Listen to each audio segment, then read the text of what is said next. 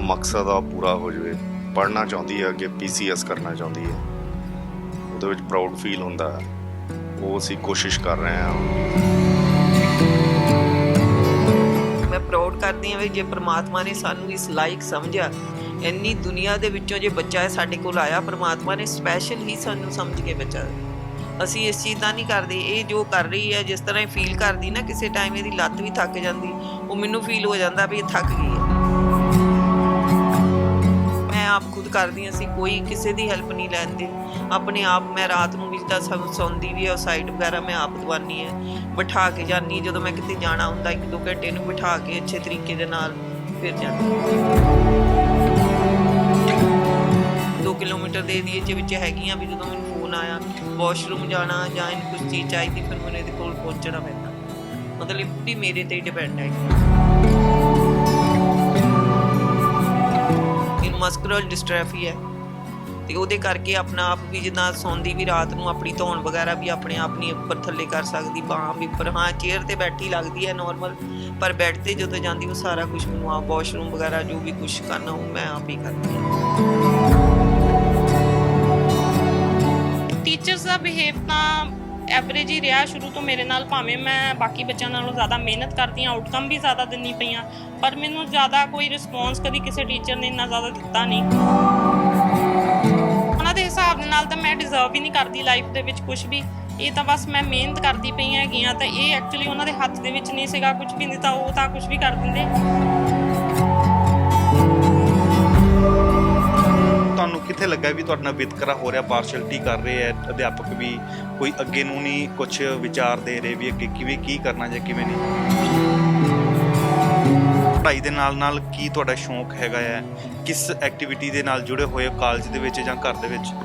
ਮੈਂ ਪੋਇਮਸ ਲਿਖਦੀ ਹਾਂ, ਕੋਟਸ ਲਿਖਦੀ ਹੈਗੀਆਂ, ਮੇਰਾ ਪੇਜ ਵੀ ਬਣਿਆ ਹੋਇਆ, ਅਤੇ ਕੈਲੀਗ੍ਰਾਫੀ ਕਰਦੀ ਹੈਗੀਆਂ ਮੈਂ। ਅਤੇ ਕੈਲੀਗ੍ਰਾਫੀ ਕਰਕੇ ਫਰੇਮ ਕਰਕੇ ਹੁਣ ਲੋਕਾਂ ਦੀ ਰਿਕੁਐਸਟ ਆ ਰਹੀ ਹੈਗੀ, ਕਾਫੀ ਲੋਕ ਫਰੇਮ ਕਰਵਾ ਕੇ ਪਰਚੇਜ਼ ਵੀ ਕਰਦੇ ਹੈਗੇ ਮੇਰੇ ਕੋਲ, ਅਤੇ ਮੈਂ ਉਹਨਾਂ ਦੇ ਨੇਮ ਕੈਲੀਗ੍ਰਾਫੀ ਕਰਕੇ ਉਹਨਾਂ ਨੂੰ ਫਰੇਮ ਕਰਵਾ ਕੇ ਮਤਲਬ ਕਰਦੀ ਵੇਚਦੀ ਹੈਗੀਆਂ, ਇਹ ਵੀ ਕਰਦੀ ਕੰਮ। ਕਰੋਨਾ ਕਰਕੇ ਜਿਹੜਾ ਮਾੜਾ ਮੋਟਾ ਬਿਜ਼ਨਸ ਸੀ ਜਾਂ ਜਿੱਥੋਂ ਰੋਟੀ ਦਾ ਆਮਦਨ ਬਣਦੀ ਸੀ ਉਹ ਕਰੋਨਾ ਕਰਕੇ ਖਤਮ ਹੋ ਗਈ। ਹਾਂਜੀ ਹਾਂਜੀ, ਬਿਲਕੁਲ। ਅਤੇ ਇਸ ਵੇਲੇ ਕਾਫੀ ਫਾਈਨੈਂਸ਼ੀਅਲ ਕ੍ਰਾਈਸਿਸ ਦੇ ਵਿੱਚੋਂ ਅਸੀਂ ਲੰਘਦੇ ਪਏ ਹੈਗੇ ਹਾਂ, ਅਤੇ ਪ੍ਰੋਬਲਮ ਚੱਲ ਰਹੀ ਹੈ ਕਾਫੀ ਫੈਮਿਲੀ ਦੇ ਵਿੱਚ। ਅਜਿਹੇ ਵਿੱਚ ਕਿਤੇ ਸੁਪਨਾ ਤੁਹਾਨੂੰ ਲੱਗਦਾ ਵੀ ਟੁੱਟ ਨਾ ਜਾਵੇ ਜਾਂ ਇਹੋ ਜਿਹਾ ਤੁਹਾਨੂੰ ਡਰ ਹੁੰਦਾ ਹੈ, ਮਨ ਦੇ ਵਿੱਚ ਖਦਸ਼ੇ ਹੁੰਦੇ ਅਜਿਹੇ? ਮੈਂ ਹਮੇਸ਼ਾ ਆਪਣੇ ਆਪ ਨੂੰ ਇੰਪਰੂਵ ਕਰਨ ਦੀ ਕੋਸ਼ਿਸ਼ ਕਰਦੀ ਹੈਗੀ ਹਾਂ, ਅਤੇ ਮੈਂ ਇਹ ਨਹੀਂ ਕਹਿ ਸਕਦੀ ਬਹੁਤ ਪਰਫੈਕਟ ਹੋ ਗਈ ਹਾਂ। ਮੈਂ ਇੰਪਰੂਵ ਕਰਦੀ ਜਾ ਰਹੀ ਹੈਗੀ ਹਾਂ ਅਗਾਂਹ ਤੋਂ ਅਗਾਂਹ, ਅਤੇ ਜਿੰਨੀ ਦੇਰ ਮੇਰੇ ਸਾਹ ਚੱਲਦੇ ਇੰਪਰੂਵ ਕਰਦੀ ਰਹਾਂਗੀ।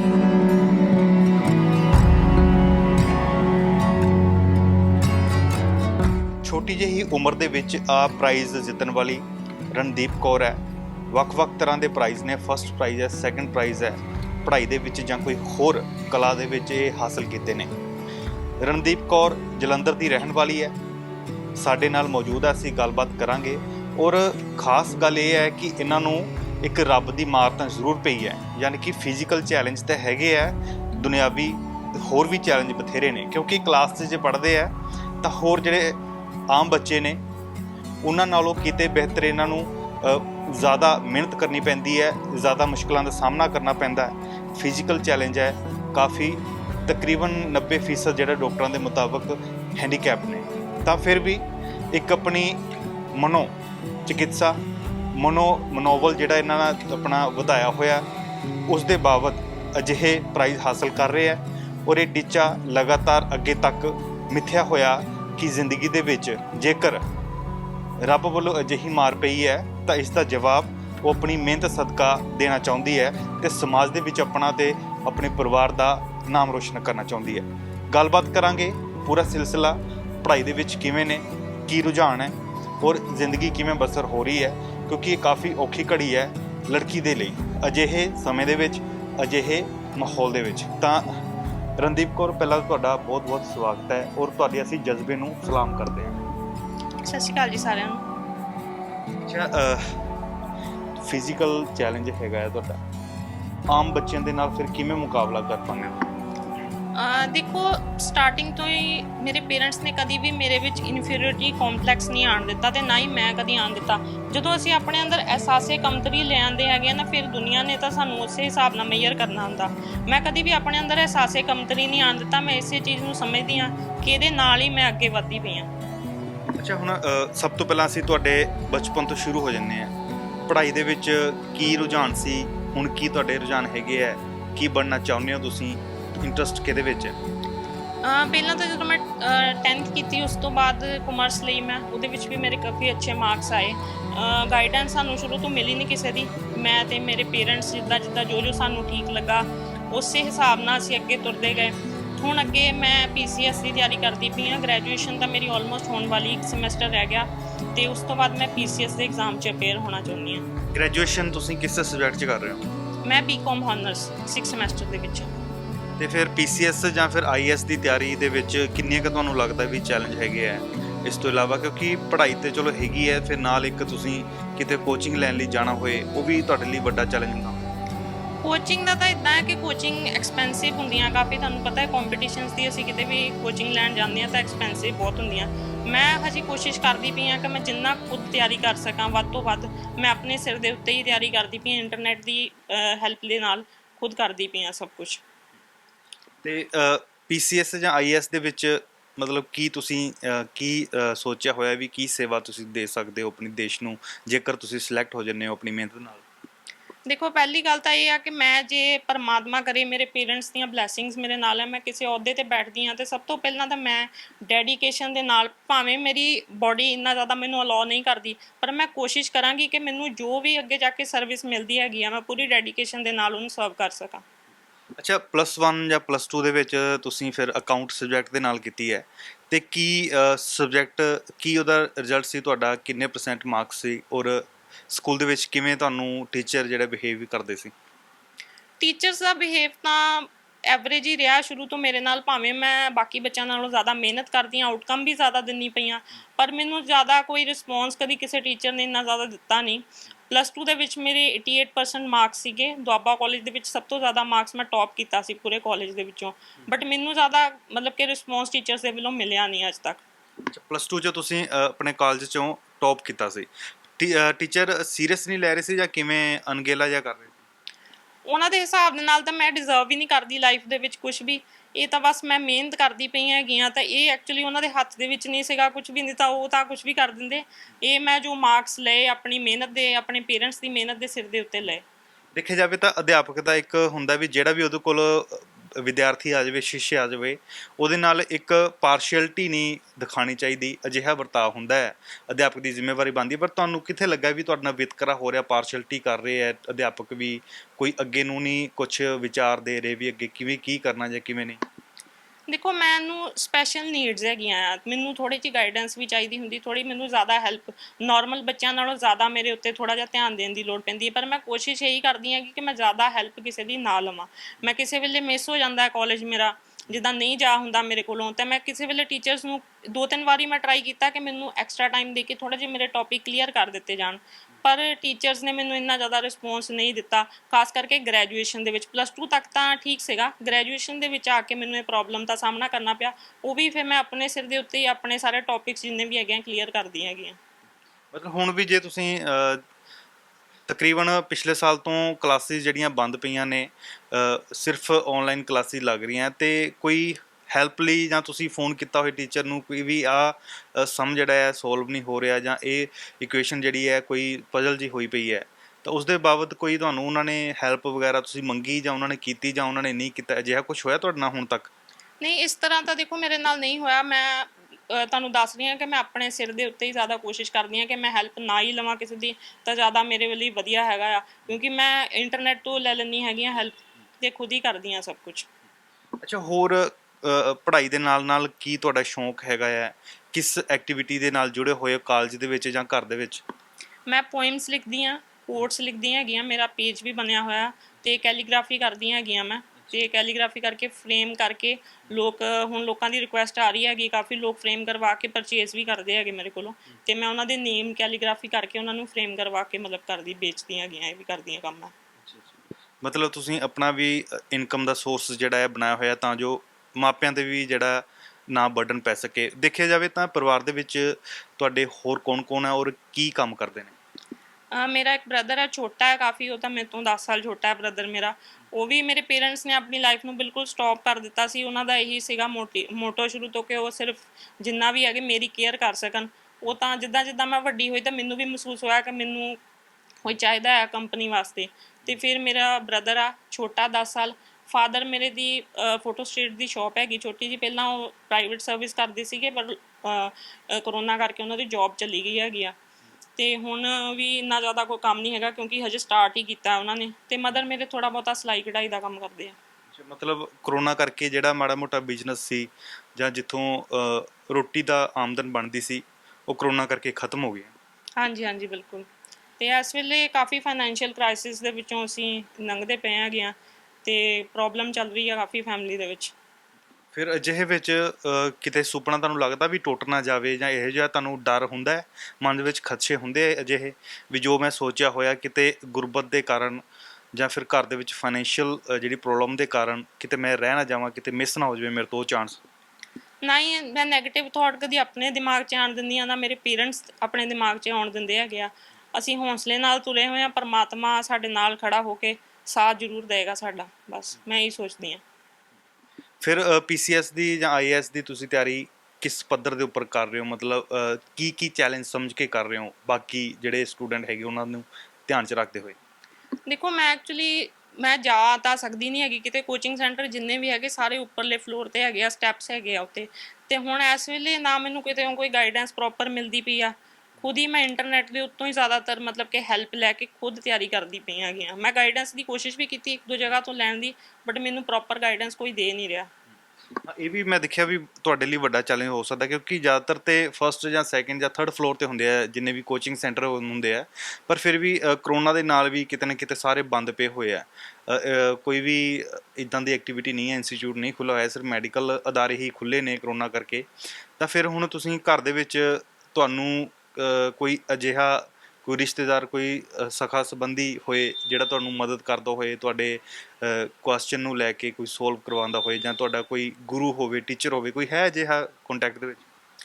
ਮੈਂ ਕੋਚਿੰਗ ਲੈਂਦੀ ਹੈਗੀ ਸਰ ਦੇ ਕੋਲੋਂ ਗ੍ਰੈਜੂਏਸ਼ਨ ਸਟਾਰਟਿੰਗ ਤੋਂ ਹੀ। ਉਹ ਸਰ ਮੈਨੂੰ ਘਰ ਆ ਕੇ ਵੀ ਕੋਚਿੰਗ ਦੇ ਜਾਂਦੇ ਹੈਗੇ ਆ। ਅਤੇ ਉਹ ਮੈਂ ਸਮਝਦੀ ਹਾਂ ਕਿ ਮੈਂ ਜਿੱਥੇ ਵੀ ਪਹੁੰਚਾਂਗੀ ਅਤੇ ਜਿੱਥੇ ਵੀ ਲਾਈਫ ਦੇ ਵਿੱਚ ਜਾਵਾਂ, ਉਹਨਾਂ ਦਾ ਹੱਥ ਇਹਦੇ ਵਿੱਚ ਹੈਗਾ, ਕਿਉਂਕਿ ਉਹ ਮੈਨੂੰ ਫ੍ਰੀ ਕੋਚਿੰਗ ਪ੍ਰੋਵਾਈਡ ਕਰਦੇ ਪਏ ਆ।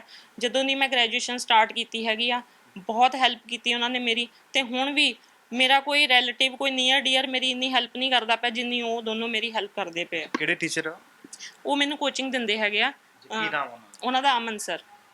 ਜਲੰਧਰ ਦੇ ਹੀ ਆ ਉਹ ਰਹਿਣ ਹਾਂਜੀ ਵਾਲੇ? ਹਾਂਜੀ, ਮੇਰੇ ਘਰ ਦੇ ਕੋਲ ਹੀ ਕੋਚਿੰਗ ਸੈਂਟਰ ਆ ਉਹਨਾਂ ਦਾ।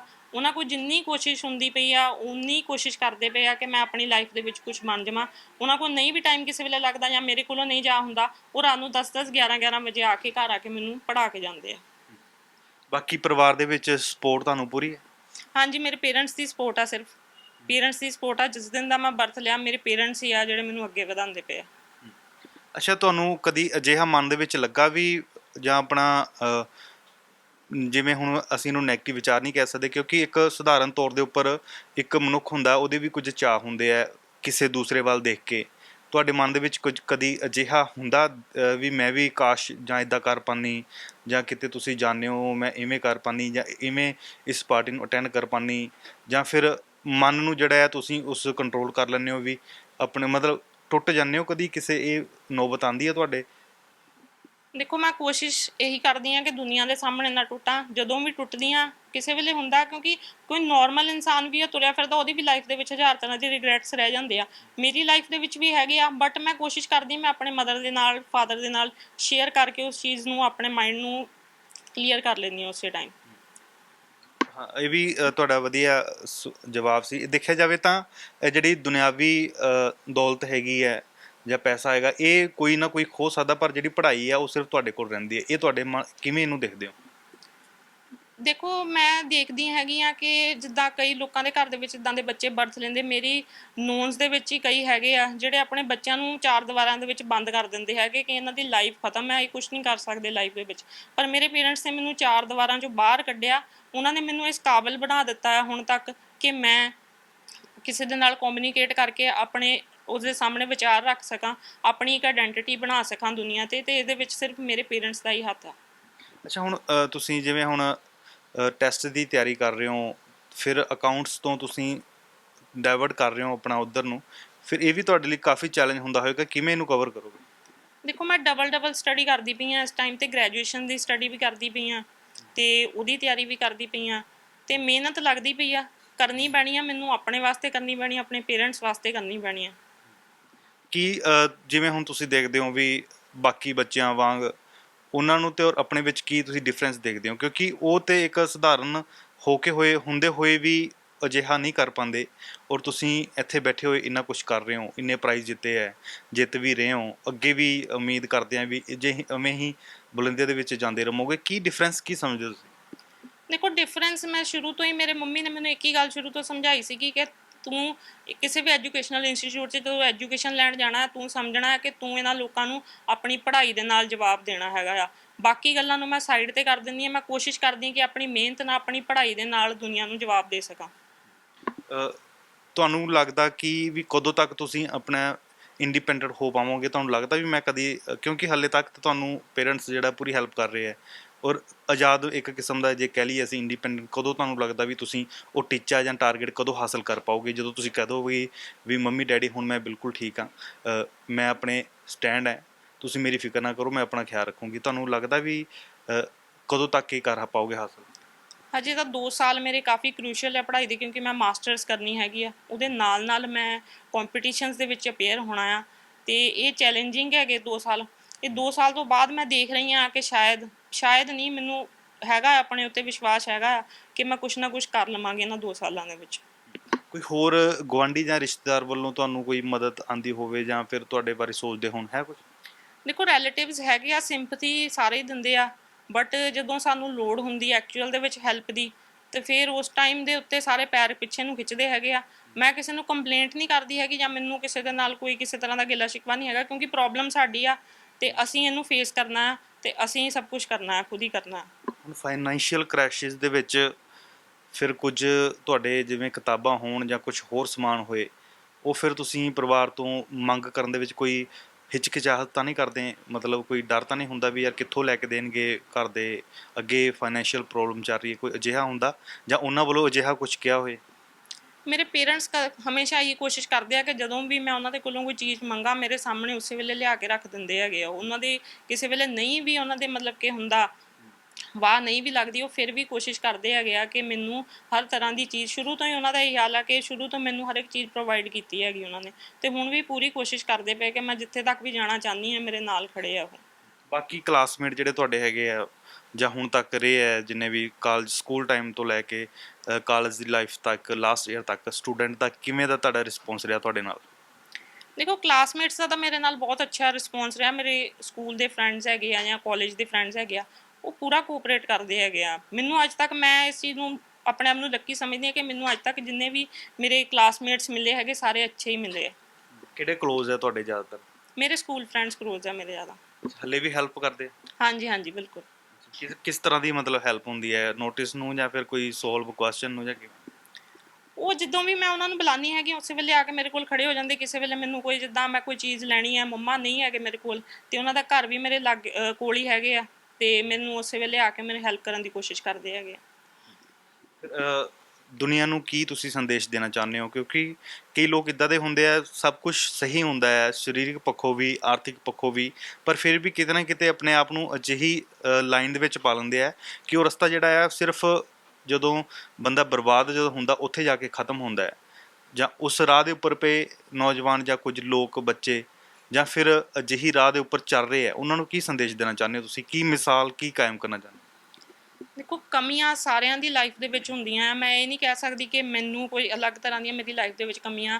ਕੋਈ ਜਿਹੜੇ ਇਨਸਾਨ ਜਿਹੜੇ ਠੀਕ ਤੁਰੇ ਫਿਰਦੇ ਹੈਗੇ, ਉਹਨਾਂ ਦੀ ਲਾਈਫ 'ਚ ਵੀ 1000 ਤਰ੍ਹਾਂ ਦੀਆਂ ਕਮੀਆਂ ਹੁੰਦੀਆਂ ਆ, ਅਤੇ ਇਹ ਇਨਸਾਨ ਦੇ ਉੱਤੇ ਡਿਪੈਂਡ ਕਰਦਾ ਹੈ ਕਿ ਉਹਨੇ ਉਸ ਚੀਜ਼ ਨੂੰ ਕਿੱਦਾਂ ਲੈਣਾ। ਤੁਸੀਂ ਨੈਗੇਟਿਵ ਸੋਚੀ ਜਾਓਗੇ ਹਰ ਵੇਲੇ, ਤਾਂ ਫਿਰ ਤੁਹਾਡੀ ਲਾਈਫ ਆ ਜਿਹੜੀ ਅੰਧੇਰਿਆਂ ਦੇ ਵਿੱਚ ਜਾ ਕੇ ਖ਼ਤਮ ਹੋਣੀ ਆ। ਦੇਖਿਆ ਜਾਵੇ ਤਾਂ ਜਦੋਂ ਕਿਸੇ ਵੀ ਚੀਜ਼, ਮਨੁੱਖ ਦਾ ਜਾਂ ਫਿਰ ਕਿਸੇ ਵੀ ਜੀਵ ਦਾ ਜਨਮ ਹੁੰਦਾ ਹੈ, ਤਾਂ ਇੱਕ ਗੁਣ ਉਹਦੇ ਵਿੱਚ ਜ਼ਰੂਰ ਹੁੰਦਾ। ਹਾਲਾਂਕਿ ਕਿਸੇ ਨੂੰ ਪਛਾਣਨ ਦੇ ਵਿੱਚ ਕਾਫੀ ਸਮਾਂ ਲੱਗ ਜਾਂਦਾ, ਉਮਰ ਬੀਤ ਜਾਂਦੀ ਹੈ, ਫਿਰ ਜਾ ਕੇ ਪਤਾ ਲੱਗਦਾ ਹੈ। ਤੁਹਾਨੂੰ ਅਜਿਹਾ ਲੱਗ ਗਿਆ ਪਤਾ ਵੀ ਮੇਰੇ ਵਿੱਚ ਕੀ ਗੁਣ ਹੈਗਾ, ਮੈਂ ਕੀ ਕਰ ਸਕਦੀ ਹਾਂ? ਮੈਂ ਹਮੇਸ਼ਾ ਆਪਣੇ ਆਪ ਨੂੰ ਇੰਪਰੂਵ ਕਰਨ ਦੀ ਕੋਸ਼ਿਸ਼ ਕਰਦੀ ਹੈਗੀ ਹਾਂ ਅਤੇ ਮੈਂ ਇਹ ਨਹੀਂ ਕਹਿ ਸਕਦੀ ਕਿ ਬਹੁਤ ਪਰਫੈਕਟ ਹੋ ਗਈ ਹਾਂ। ਮੈਂ ਇੰਪਰੂਵ ਕਰਦੀ ਜਾ ਰਹੀ ਹੈਗੀ ਹਾਂ ਗਾਂਹ ਤੋਂ ਗਾਂਹ, ਅਤੇ ਜਿੰਨੀ ਦੇਰ ਮੇਰੇ ਸਾਹ ਚੱਲਦੇ ਇੰਪਰੂਵ ਕਰਦੀ ਰਵਾਂਗੀ। ਤੇ ਸਟੱਡੀ ਦੇ ਵਿੱਚ ਹੋਰ ਤੁਹਾਡਾ ਜਿਵੇਂ ਬ੍ਰਦਰ ਛੋਟਾ ਹੈਗਾ ਆ, ਉਹਦਾ ਕੀ ਰੁਝਾਨ ਹੈਗਾ ਵੀ ਕੀ ਕਰਨਾ ਚਾਹੁੰਦਾ? ਉਹ ਡਾਕਟਰ ਬਣਨਾ ਚਾਹੁੰਦਾ। ਹਾਂਜੀ ਫਿਰ ਤੁਸੀਂ ਇੱਧਰ ਪਬਲਿਕ ਸਰਵਿਸ ਦੇ ਵਿੱਚ ਜਾਣਾ ਚਾਹੁੰਦੇ ਹੋ? ਹਾਂਜੀ ਹਾਂਜੀ। ਤੇ ਦੇਖਿਆ ਜਾਵੇ ਤਾਂ ਤੁਹਾਨੂੰ ਪੋਲੀਟੀਕਲ ਨੌਲੇਜ ਕਿੰਨੀ ਕੁ ਹੈਗੀ ਆ? ਮਤਲਬ ਦੇਸ਼ ਦੇ ਵਿੱਚ ਕੀ ਚੱਲ ਰਿਹਾ, ਪੰਜਾਬ ਦੇ ਵਿੱਚ ਕੀ ਚੱਲ ਰਿਹਾ, ਕਿੰਨੀ ਕੁ ਤੁਸੀਂ ਰੱਖਦੇ ਹੋ ਇੰਟਰਸਟ? ਦੇਖੋ ਇਸ ਵੇਲੇ ਸਭ ਤੋਂ ਇੰਪੋਰਟੈਂਟ ਜਿਹੜੀ ਚੀਜ਼ ਚੱਲਦੀ ਪਈ ਹੈ ਉਹ ਕਰੋਨਾ ਚੱਲਦੀ ਪਈ ਹੈਗੀ ਆ, ਅਤੇ ਮੈਂ ਦੇਖ ਰਹੀ ਹੈਗੀ ਆ ਕਿ ਜਿਹੜੀ ਸਾਡੀ ਗੌਰਮੈਂਟ ਹੈਗੀ ਆ ਉਸ ਚੀਜ਼ ਨੂੰ ਜਿੰਨੇ ਵਧੀਆ ਇੰਤਜ਼ਾਮ ਹੋਣੇ ਚਾਹੀਦੇ ਸੀ, ਕਿਉਂਕਿ ਸਾਨੂੰ ਪਤਾ ਸੀਗਾ ਕਿ ਸੈਕਿੰਡ ਵੇਵ ਆਉਣ ਵਾਲੀ ਹੈਗੀ ਆ, ਬਟ ਇੰਨੀ ਅੱਛੀ ਤਰ੍ਹਾਂ ਅਰੇਂਜਮੈਂਟਸ ਆ ਜਿਹੜੇ ਗੌਰਮੈਂਟ ਵੱਲੋਂ ਨਹੀਂ ਕੀਤੇ ਗਏ। ਤੁਹਾਨੂੰ ਪਤਾ ਵੀ IAS ਦਾ ਜਾਂ ਫਿਰ PCS ਦਾ ਮੇਨ ਕੀ ਹੁੰਦਾ ਕੰਮ, ਕਿਵੇਂ ਕਰਦੇ ਹੈ, ਕਿਵੇਂ ਕੰਟਰੋਲ ਕਰਨਾ ਅਜਿਹੀ ਸਿਚੁਏਸ਼ਨ ਬਣ ਜਾਂਦੀ ਜੋ ਹੁਣ ਇਸ ਸਮੇਂ ਕੋਵਿਡ ਦੀ, ਲੋਕਾਂ ਦਾ ਵੀ ਧਿਆਨ ਰੱਖਣਾ ਹੈ, ਫਿਰ ਉਸ ਜੋ ਬਿਮਾਰੀ ਚੱਲ ਰਹੀ ਹੈ ਉਸ ਦਾ ਵੀ ਧਿਆਨ ਰੱਖਣਾ, ਇਹਨੂੰ ਕਿਵੇਂ ਕੰਟਰੋਲ ਕਰ ਪਾਓਗੇ ਮੰਨ ਲਓ ਜੇ ਤੁਸੀਂ ਹੁੰਨੇ ਇਸ ਜਗ੍ਹਾ? ਦੇਖੋ ਮੈਂ ਆਪਣੀ ਫਿਜ਼ੀਕਲ ਪ੍ਰੋਬਲਮ ਨੂੰ ਇੱਕ ਸਾਈਡ ਦੇ ਉੱਤੇ ਰੱਖ ਕੇ ਜੋ ਮੇਰੇ ਤੋਂ ਵੱਧ ਹੋ ਸਕੇਗਾ ਡੈਡੀਕੇਸ਼ਨ ਦੇ ਨਾਲ ਸਮਾਰਟ ਵਰਕ ਕਰਕੇ ਮੈਂ ਆਪਣੀ ਸਰਵਿਸ ਨੂੰ ਫੁੱਲਫਿਲ ਕਰਨ ਦੀ ਕੋਸ਼ਿਸ਼ ਕਰਾਂਗੀ। ਤੇ ਹੁਣ ਕੀ ਅੱਗੇ ਦਿਖਿਆ? ਜਿਵੇਂ ਹੁਣ ਤੁਸੀਂ ਸ਼ੁਰੂਆਤ ਕੀਤੀ ਹੈ ਪ੍ਰਾਈਜ਼ ਤੋਂ, ਕਿਹੜੀ ਕਲਾਸ ਤੋਂ ਸ਼ੁਰੂ ਹੋ ਗਏ ਸੀ, ਜਾਂ ਤੁਹਾਨੂੰ ਕਿਵੇਂ ਕਿਸ ਕਲਾਸ ਤੋਂ ਪਤਾ ਲੱਗਿਆ ਸੀ ਵੀ ਮੈਂ ਇਹ ਲੈਵਲ ਪਾਰ ਕਰ ਸਕਦੀ ਹਾਂ? ਮੈਨੂੰ ਫਸਟ ਕਲਾਸ ਦੇ ਉੱਤੋਂ ਹੀ ਮੈਂ ਮਤਲਬ ਕਿ ਫਸਟ ਪੋਜੀਸ਼ਨ ਆਉਂਦੀ ਸੀਗੀ ਮੇਰੀ, ਅਤੇ ਫਸਟ ਸਟੈਂਡਰਡ ਦੇ ਵਿੱਚ ਸੀਗੀ ਜਦੋਂ ਮੈਂ ਉਦੋਂ ਤੋਂ ਹੀ ਮੈਂ ਮਤਲਬ ਕਲਾਸ ਦੇ ਵਿੱਚ ਟੌਪ ਕਰਦੀ ਪਈ ਹੈਗੀ ਹਾਂ, ਅਤੇ ਮੇਰੇ ਸਾਰੇ ਫਸਟ ਸਟੈਂਡਰਡ ਦੇ ਹੀ ਪ੍ਰਾਈਜ਼ ਆ, ਫਸਟ ਸਟੈਂਡਰਡ ਤੋਂ ਲੈ ਕੇ ਹੁਣ ਤੱਕ ਦੇ। ਤੇ ਤੁਹਾਡੇ ਜਜ਼ਬੇ ਨੂੰ ਜਗਬਾਣੀ ਸਲਾਮ ਕਰਦੀ ਹੈ, ਔਰ ਉਮੀਦ ਕਰਦੇ ਹਾਂ ਵੀ ਜੋ ਤੁਸੀਂ ਟੀਚਾ ਮਿੱਥਿਆ ਹੋਇਆ ਉਸ ਨੂੰ ਜਲਦ ਤੋਂ ਜਲਦ ਪੂਰਾ ਕਰੋ, ਔਰ ਜਿਹੜੀ ਵੀ ਤੁਹਾਡੇ ਨਾਲ ਜੁੜੀਆਂ ਹੋਈਆਂ ਕਹਿ ਲਓ ਜਿਵੇਂ ਹੁਣ ਪਰੇਸ਼ਾਨੀਆਂ ਆ ਰਹੀਆਂ ਨੇ ਜੋ ਵੀ ਆ ਉਹ ਸੋਲਵ ਹੋਣਗੀਆਂ। ਤੇ ਤੁਸੀਂ ਇੱਕ ਸ਼ੋਰਟ ਆਨਸਰ ਆਪਣੇ ਸਾਥੀਆਂ ਨੂੰ ਜਾਂ ਕੀ ਕਹਿਣਾ ਚਾਹੁੰਦੇ ਹੋ, ਲੋਕਾਂ ਨੂੰ ਕੀ ਕਹਿਣਾ ਚਾਹੁੰਦੇ ਜੋ ਦੇਖ ਰਹੇ ਆ ਤੁਹਾਡੀ ਇੰਟਰਵਿਊ? ਦੇਖੋ ਹਾਰਨਾ ਕਿਸੇ ਵੀ ਜਿਹੜੀ ਮੁਸ਼ਕਿਲ ਹੈਗੀ ਆ ਉਹਦਾ ਹੱਲ ਨਹੀਂ ਹੁੰਦਾ ਹੈਗਾ। ਤੁਸੀਂ ਕੋਸ਼ਿਸ਼ ਕਰੋ, ਜੇ ਤੁਹਾਡੀ ਲਾਈਫ ਦੇ ਵਿੱਚ ਕਿਸੇ ਤਰ੍ਹਾਂ ਦੀ ਕੋਈ ਟ੍ਰੈਜੇਡੀ ਹੈ ਜਿਹੜੀ ਵਾਪਰ ਵੀ ਜਾਂਦੀ ਹੈਗੀ ਤਾਂ ਉਸ ਨੂੰ ਤੁਸੀਂ ਇਹ ਕੋਸ਼ਿਸ਼ ਕਰੋ ਕਿ, ਮੈਨੂੰ ਪਤਾ ਕਿ ਅਸਰ ਹੁੰਦਾ ਦਿਮਾਗ 'ਤੇ ਥੋੜ੍ਹੇ ਟਾਈਮ ਵਾਸਤੇ, ਕੋਸ਼ਿਸ਼ ਕਰੋ ਕਿ ਉਸ ਚੀਜ਼ ਤੋਂ ਜਲਦੀ ਉੱਭਰੋ ਅਤੇ ਆਪਣੀ ਫੈਮਿਲੀ ਨੂੰ ਚੰਗੀ ਤਰ੍ਹਾਂ ਸਪੋਰਟ ਕਰੋ ਅਤੇ ਆਪਣੀ ਇੱਕ ਆਇਡੈਂਟੀਟੀ ਬਣਾਓ ਦੁਨੀਆ 'ਤੇ। ਮਤਲਬ ਆਪਣੇ ਆਪ ਨੂੰ ਕਦੀ ਵੀ ਹਾਰਿਆ ਹੋਇਆ ਇਨਸਾਨ ਨਾ ਸਮਝੋ। ਬਿਲਕੁਲ। ਤਾਂ ਇਹ ਜਜ਼ਬੇ ਦੀ ਮਿਸਾਲ ਹੈ ਰਣਦੀਪ ਕੌਰ। ਕਾਫੀ ਚੁਣੌਤੀਆਂ ਨੇ, ਜੇਕਰ ਅਸੀਂ ਦੇਖੀਏ ਆਪਣੇ ਆਪ ਨੂੰ ਤਾਂ ਸਾਡੇ ਨਾਲ ਕਿਤੇ ਗੁਣਾ ਵੱਧ ਇਹਨਾਂ ਨੂੰ ਚੁਣੌਤੀਆਂ ਹੈ, ਫਿਰ ਵੀ ਉਹਨਾਂ ਦਾ ਸਾਹਮਣਾ ਜਿਹੜਾ ਹੈ ਹੱਸ ਕੇ ਕਰ ਰਹੇ ਨੇ। ਤਾਂ ਪਰਿਵਾਰ ਦੀ ਕਿੰਨੀ ਕੁ ਮਦਦ ਹੈ, ਪਰਿਵਾਰ ਨਾਲ ਵੀ ਗੱਲਬਾਤ ਕਰਦੇ ਹਾਂ, ਮਾਤਾ ਪਿਤਾ ਨਾਲ ਗੱਲਬਾਤ ਕਰਦੇ ਹਾਂ, ਕਿਉਂਕਿ ਸਭ ਤੋਂ ਵੱਡਾ ਚੈਲੰਜ ਉਹਨਾਂ ਨੂੰ ਹੁੰਦਾ ਹੈ ਜੇਕਰ ਕੋਈ ਅਜਿਹੀ ਵਿਪਤਾ ਪੈ ਜਾਵੇ ਕਿ ਅਸੀਂ ਇਸ ਘੱਟ ਸਮੇਂ ਦੇ ਵਿੱਚ, ਮਤਲਬ ਜਦੋਂ ਇਸ ਸਮੇਂ ਕਰੋਨਾ ਵਾਇਰਸ ਦਾ ਪ੍ਰਸਾਰ ਹੈ, ਲੋਕਾਂ ਦੇ ਰੁਜ਼ਗਾਰ ਚਲੇ ਗਏ ਹੈ, ਇਹਨਾਂ ਦੇ ਪਿਤਾ ਦੇ ਵੀ ਜਿਹੜਾ ਰੁਜ਼ਗਾਰ ਉਹ ਠੱਪ ਹੋ ਗਿਆ, ਅਜਿਹੀ ਵਿਪਤਾ ਪਈ ਹੋਈ ਹੈ ਆਰਥਿਕ ਪੱਖੋਂ। ਤਾਂ ਇਸ ਨੂੰ ਕਿਵੇਂ ਚੈਲੰਜ ਕਰ ਰਹੇ ਨੇ ਪੂਰਾ, ਕਿਵੇਂ ਬੱਚਿਆਂ ਦਾ ਪਾਲਣ ਪੋਸ਼ਣ ਕਰ ਰਹੇ ਨੇ, ਗੱਲਬਾਤ ਕਰਦੇ ਹਾਂ ਇਹਨਾਂ ਦੇ ਮਾਤਾ ਪਿਤਾ ਦੇ ਨਾਲ। ਤਾਂ ਰਣਦੀਪ ਕੌਰ ਦੇ ਘਰ ਅਸੀਂ ਪਹੁੰਚੇ ਹੋਏ ਹਾਂ, ਹੁਣ ਪਰਿਵਾਰ ਦੇ ਨਾਲ ਗੱਲਬਾਤ ਕਰਦੇ ਹਾਂ। ਪਹਿਲਾਂ ਜਿਵੇਂ ਰਣਦੀਪ ਕੌਰ ਨੇ ਦੱਸਿਆ ਕਿ ਕਿਵੇਂ ਉਹ ਇਸ ਸਟੱਡੀ ਨੂੰ, ਆਪਣੇ ਇਸ ਚੈਲੰਜ ਨੂੰ ਕਿਵੇਂ ਪੂਰਾ ਕਰ ਰਹੇ ਨੇ, ਤੇ ਸਭ ਤੋਂ ਵੱਡਾ ਯੋਗਦਾਨ ਮਾਤਾ ਪਿਤਾ ਦਾ, ਜਿਹੜੇ ਅਜਿਹੇ ਸਮੇਂ ਦੇ ਵਿੱਚ ਜਦੋਂ ਉਹਨਾਂ ਦੇ ਕੋਲ ਰੁਜ਼ਗਾਰ ਨਹੀਂ ਹੈ ਤਾਂ ਵੀ ਜਿਹੜੇ ਇਹਨਾਂ ਦੀ ਜ਼ਰੂਰਤਾਂ ਨੂੰ ਪੂਰੀਆਂ ਕਰ ਰਹੇ ਨੇ। ਸਰ ਸਤਿ ਸ਼੍ਰੀ ਅਕਾਲ ਜੀ, ਤੁਹਾਡਾ ਸਵਾਗਤ ਹੈ ਜੀ। ਕੀ ਨਾਮ ਸਰ ਤੁਹਾਡਾ? ਮੇਰਾ ਨਾਮ ਹਰਦੀਪ ਸਿੰਘ ਹੈ ਜੀ। ਤੁਸੀਂ ਕਿਹੜਾ ਕੰਮ ਕਰਦੇ ਸੀ ਔਰ ਹੁਣ ਕੀ ਕਰ ਰਹੇ ਹੋ? ਮੈਂ ਪਹਿਲਾਂ 12 ਸਾਲ ਜਲੋਟੋ ਇੰਡਸਟਰੀਜ਼ ਜੌਬ ਕੀਤੀ ਹੈ। ਹੁਣ ਮੈਂ ਬੂਥ ਦੇ ਵਿੱਚ ਬੈਠਦਾ ਉੱਥੇ ਕੋਰਟ ਦੇ ਵਿੱਚ, ਤਾਂ ਉੱਥੇ ਥੋੜ੍ਹਾ ਬਹੁਤਾ ਜਿੰਨਾ ਵੀ ਹੋ ਜਾਂਦਾ, ਕਿਉਂਕਿ ਅੱਜ ਕੱਲ੍ਹ ਕਰੋਨਾ ਕਰਕੇ ਉੱਥੇ ਵੀ ਕੰਮਕਾਰ ਇੰਨੇ ਅੱਛੇ ਨਹੀਂ ਹੈਗੇ। ਫਿਰ ਪਰਿਵਾਰ ਦਾ ਪਾਲਣ ਪੋਸ਼ਣ ਸਭ ਤੋਂ ਵੱਡਾ ਚੈਲੰਜ ਹੈਗਾ, ਕਿਉਂਕਿ ਅੱਗੇ ਪੜ੍ਹਾਈਆਂ ਵੀ ਉਸ ਹਿਸਾਬ ਨਾਲ ਹੋ ਰਹੀਆਂ ਵੀ, ਖਰਚੇ ਵਧੇ ਹੈ, ਤਾਂ ਕਿਵੇਂ ਚੱਲ ਰਿਹਾ? ਜਿੰਨੀ ਕੁ ਵੀ ਸਾਡੀ ਕਮਾਈ ਹੋ ਸਕਦੀ, ਮੇਰੀ ਵਾਈਫ ਵੀ ਕਰਦੀ ਆ, ਮੈਂ ਵੀ ਕਰਦਾ ਡੇਲੀ, ਉਹਦੇ ਵਿੱਚ ਅਸੀਂ ਗੁਜ਼ਾਰਾ ਕਰਦੇ ਹਾਂ। ਬੱਚਿਆਂ ਦੇ ਸੁਪਨੇ ਜੋ ਦੇਖੇ ਹੋਏ ਆ, ਸਹਿਮਤ ਹੋ ਇਹਨਾਂ? ਬਿਲਕੁਲ ਸਹਿਮਤ ਹਾਂ।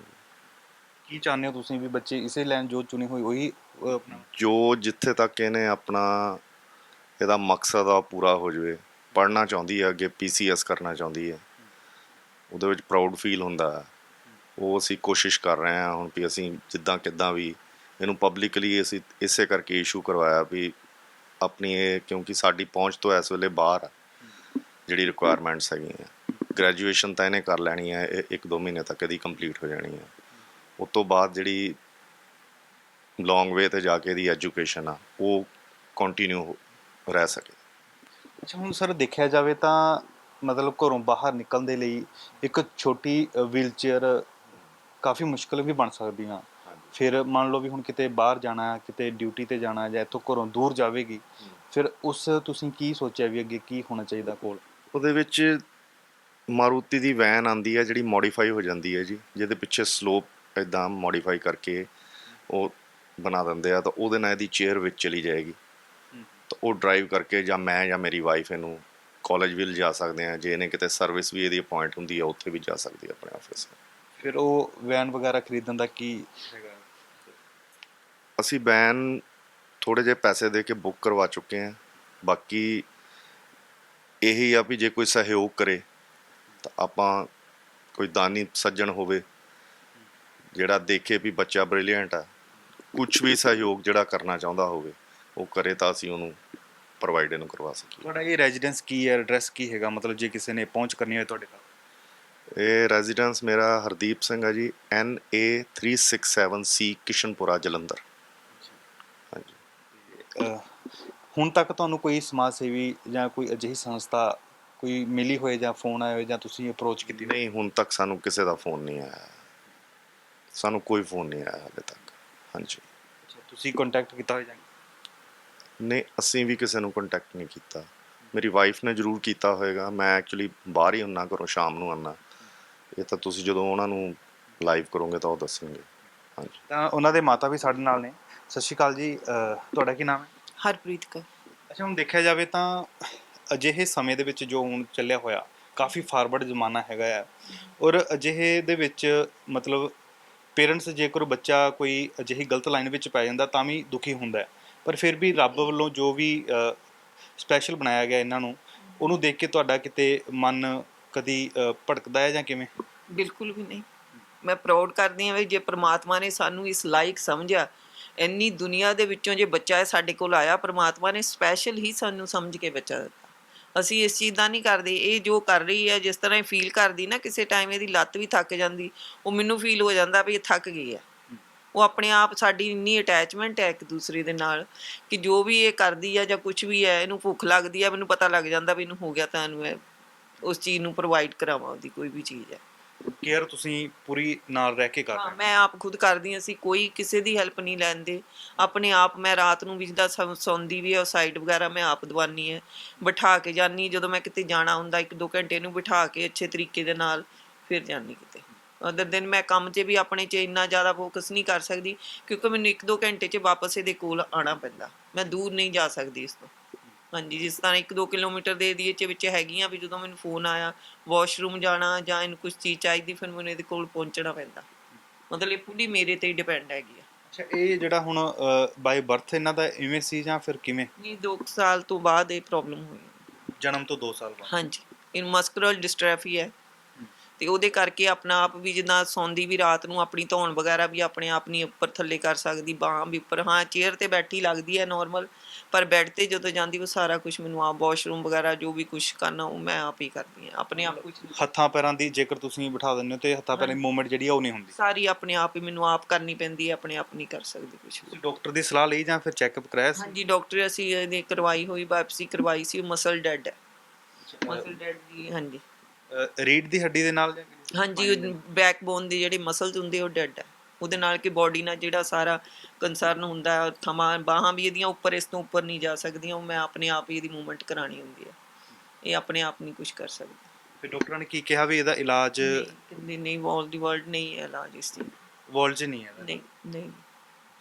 ਤੇ ਫਿਰ ਹੁਣ ਜਿਵੇਂ ਬੱਚੀ ਪੜ੍ਹਦੀ ਪਈ ਹੈ, ਕਿੰਨਾ ਕੁ ਸਹਿਯੋਗ ਤੁਹਾਨੂੰ ਲੱਗਦਾ ਵੀ ਦੇਣਾ ਚਾਹੀਦਾ ਜਾਂ ਕਿੰਨਾ ਕੁ % ਤੁਸੀਂ ਦੇ ਰਹੇ ਹੋ? ਲੋਕ ਤਾਂ ਮੈਂ ਫਿਜ਼ੀਕਲੀ ਜਿੰਨਾ ਹੋ ਸਕਦਾ ਮੈਂ ਸਪੋਰਟ ਮੇਰੀ, ਬਾਕੀ ਇਹਦਾ ਆਪਣਾ ਹੈਗਾ ਬ੍ਰੇਨ ਬ੍ਰਿਲੀਅੰਟ, ਜਿੰਨੀ ਸਟੱਡੀ ਕਰਦੀ ਹੈ ਸਭ ਕੁਝ ਉਹ ਆਪਣਾ ਹੈ ਇਹਦਾ।